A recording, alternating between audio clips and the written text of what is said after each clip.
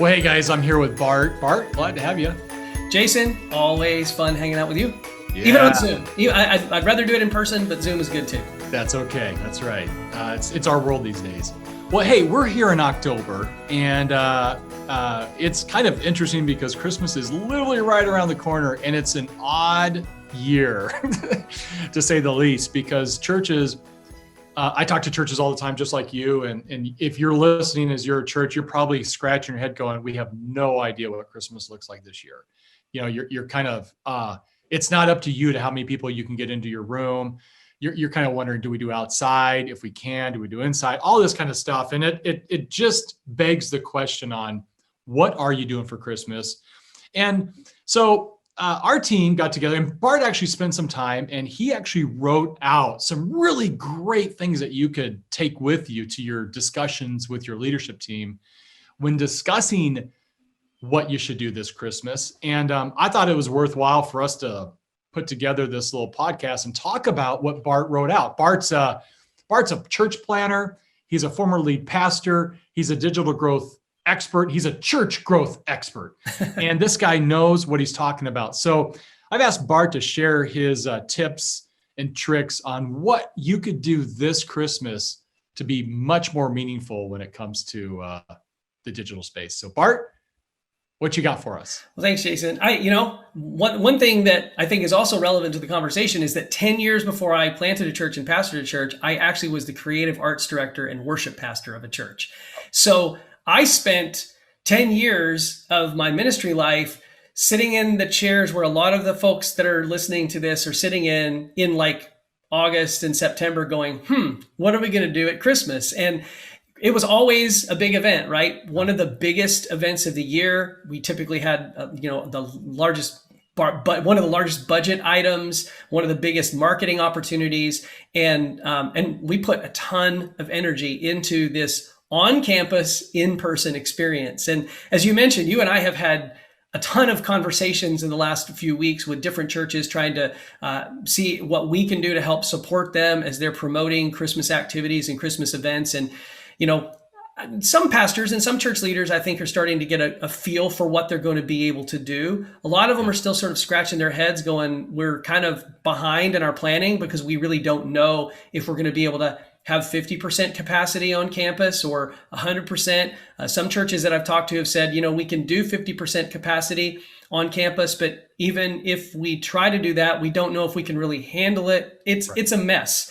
One of the things that occurred to me as I was having this conversation with a couple of different pastors this last week was that regardless of what you plan to do on campus, what you do online at Christmas is still going to be super, super critical for your church.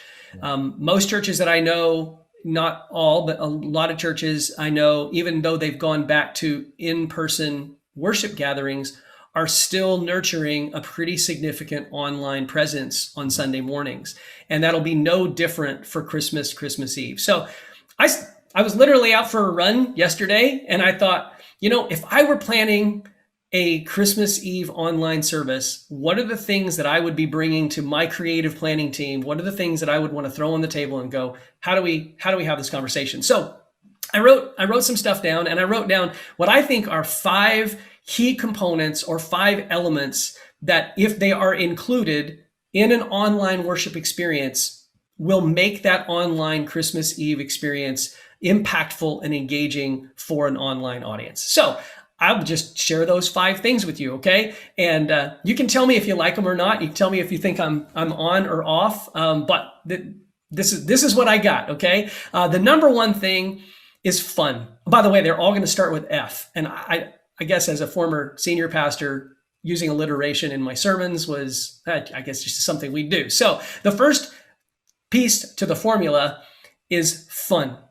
I think all of us recognize that when we're doing things at Christmas time with our families, if you're a parent and you've got kids, there's a certain element of fun that we expect out of Christmas celebrations and just our Christmas engagements.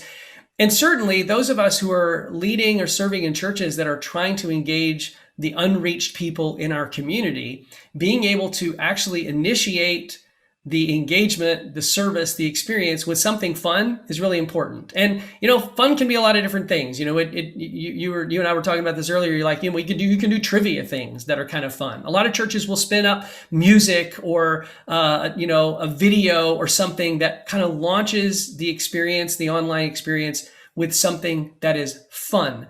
The reason fun is important is that people are already having fun. People are already kind of hyped up about the Christmas experience. And as they sit down at, 5 p.m. or 7 p.m. or 10 p.m. on Christmas Eve night with their family around the TV screen or the computer screen, I want them to be engaged right out of the gate. So doing something fun to start it off, to me, it's a critical place to start. What do you think, Jason? Can't agree more. Don't make it boring. Be creative in that fun, right? I like videos of little kids talking about Santa or just different things. Just make it exciting, make it fun for people. Yeah, I'm thinking about families. You and I both have teenage sons, and so we're kind of in a different stage of life than where they might have been if they were 6 or 7 or 8. But we want to make sure that what we do and what we kick things off with is kind of high energy, sets the mood, sets the tone for something that's going to be impactful. So the number one thing is to do something fun. Now, the second thing is probably not what most people would think they need to include, but I think it's really important, especially for the online experience. And that's something funny.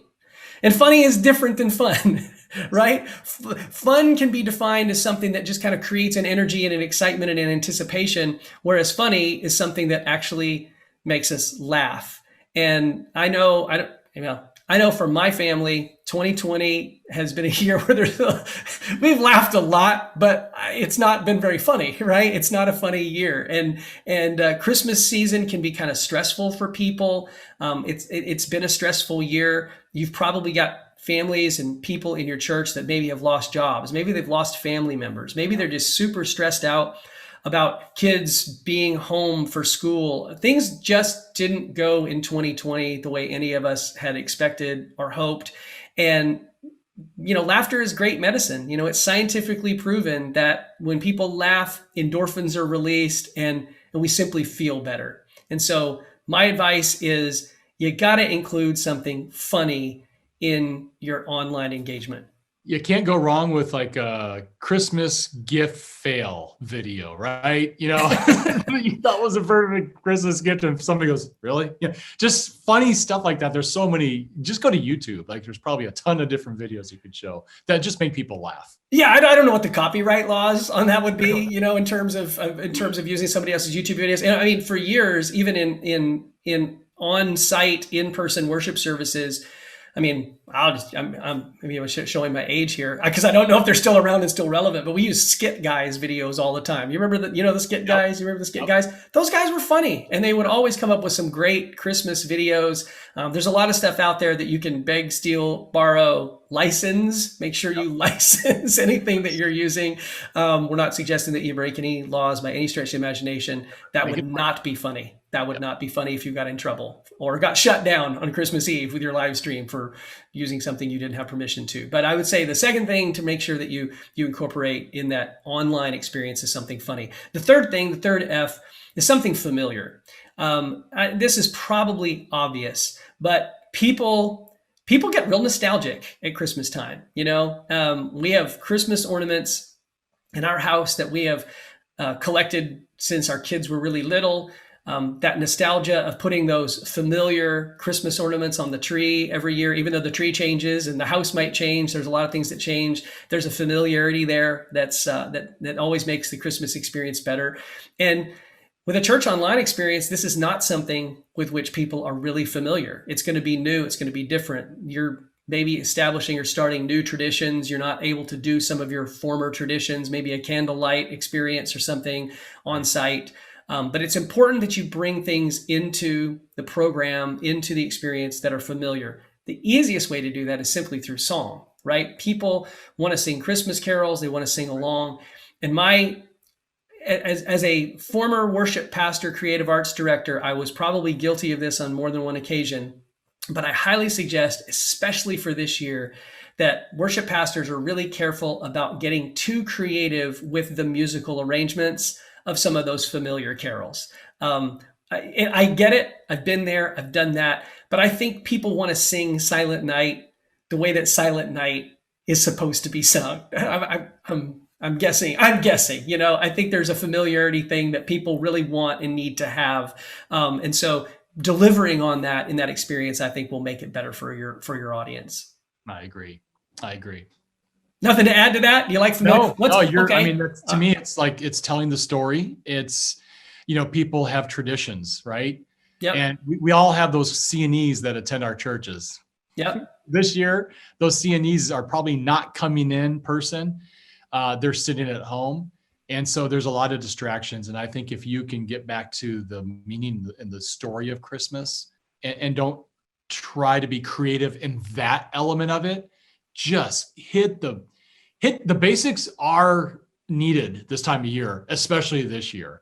And don't get too crazy with that. One of the things that, it literally just occurred to me, I hadn't thought about this when I wrote it, but familiar, when we're trying to connect with unchurched people who are not part of our spiritual family or spiritual community, those old carols and things are often familiar to them. Now, if you live in a community that's very multi-ethnic or with lots of international immigrants, maybe Hark the Herald Angels Sing or Joy to the World, maybe that isn't going to be familiar to them. But for the most part, our neighbors, our friends, our family, people that we're trying to connect to Jesus are going to be familiar with those songs. So you actually create something that allows them to participate, even though they might not attend your church regularly or be connected to God in a personal way. Yeah. So I think that was just something that kind of came to me as we were talking about this. The fourth F is focused. Obviously, the central story of Christmas is the birth of Jesus Christ. And it's F number 4 only because I was thinking in terms of how I would program my event. Mm-hmm. But it's without a doubt the most important part of what we do, because we want to highlight the birth of Jesus, the purpose of his life here on earth.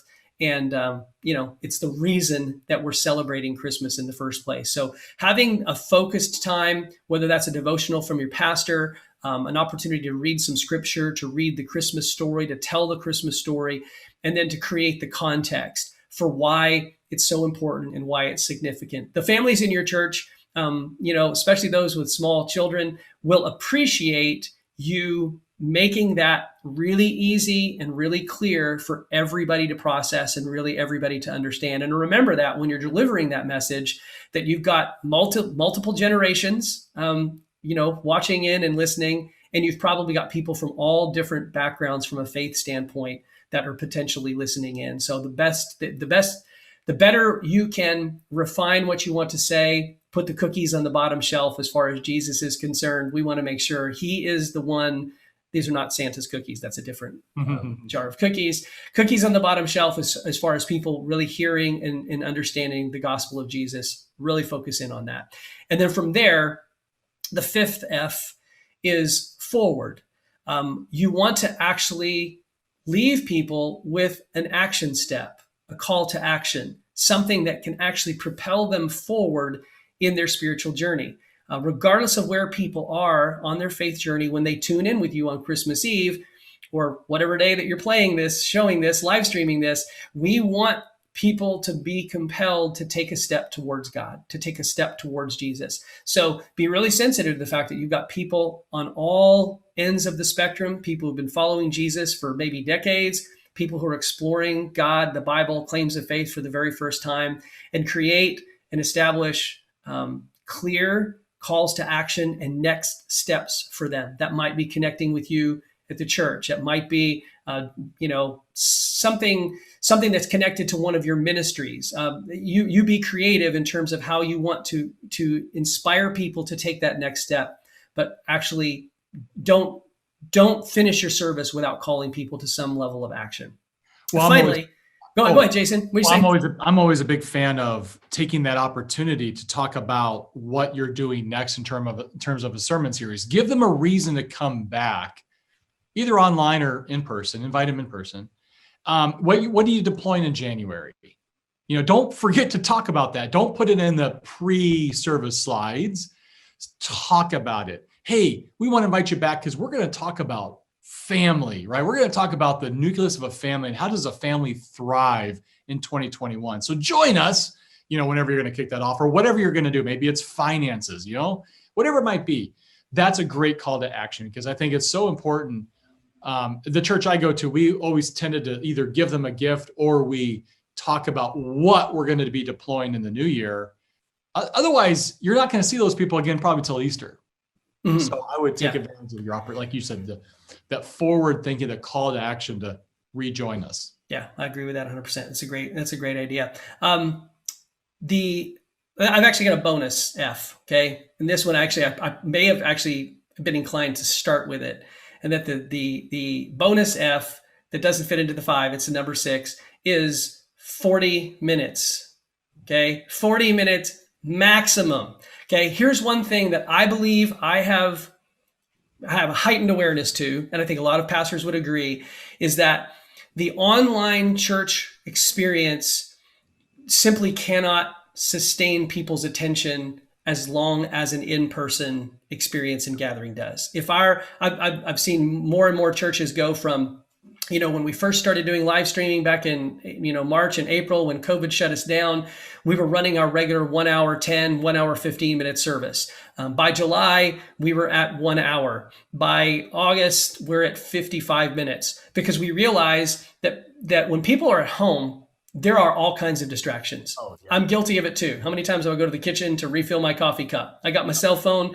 I'm more likely to check my cell phone when I'm engaged with the service online, or put it this way, watching the service online, sitting in my chair in my living room, than I am to check my cell phone when I'm sitting in the church service in the church building, right? Because I may or may not be checking fantasy football, just saying. Exactly. Yeah, exactly. And you live in a time zone where the football games start before you get out of church, right? They're already going on.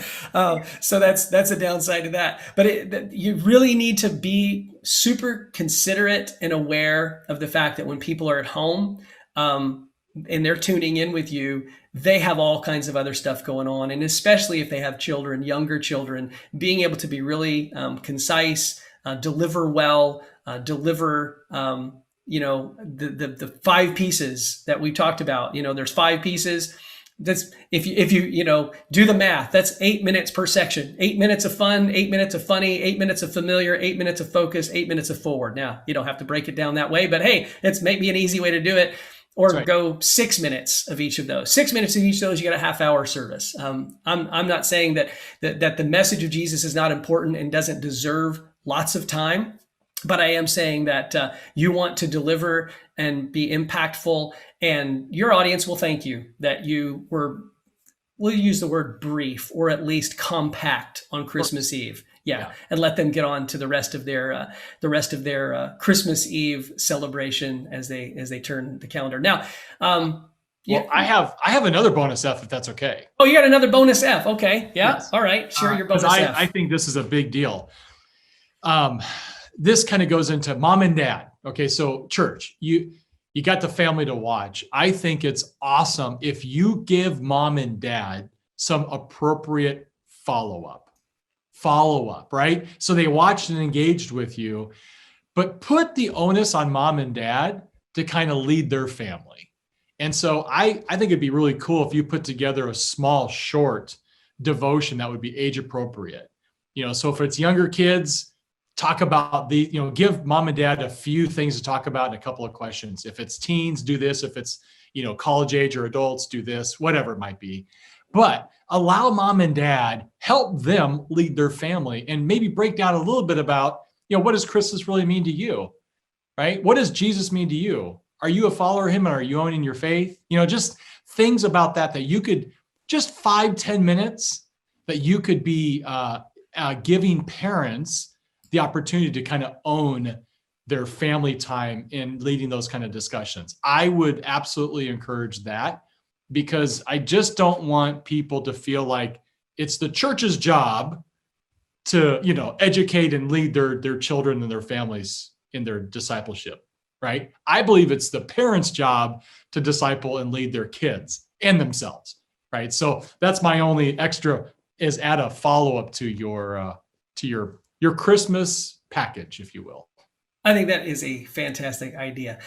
Hey, Jason, thanks for letting me take the time to share this. I'm hoping and prayerful that it is helpful to pastors, church leaders, people that are working on their Christmas Eve stuff. We're going to try to publish this and push this out as quickly as we can, because hopefully it's not too late for some people to really start thinking through the kinds of things that they can do to create a great online experience. And I also just want to encourage anybody that's listening or watching to this that we're here to help. One of the things that we do day in, day out is help churches take the things that they're doing in the context of their ministry and helping them expand their digital footprint through advertising campaigns and digital online outreach. So if you're listening or watching and you want some ideas or want some help with that, make sure that you reach out to us. You can click to our website at missionalmarketing.com. Schedule an appointment, send a message in. We'd be more than happy to set up a time to meet with you and talk about what you're doing this Christmas and how we can actually help you reach more people. Yep. Yeah. As always, Bart, you brought it. Thanks for those 5+1+1 tips on how to have a more impactful digital Christmas. Thanks, buddy. Appreciate you. Thanks, Jason. All right. See ya.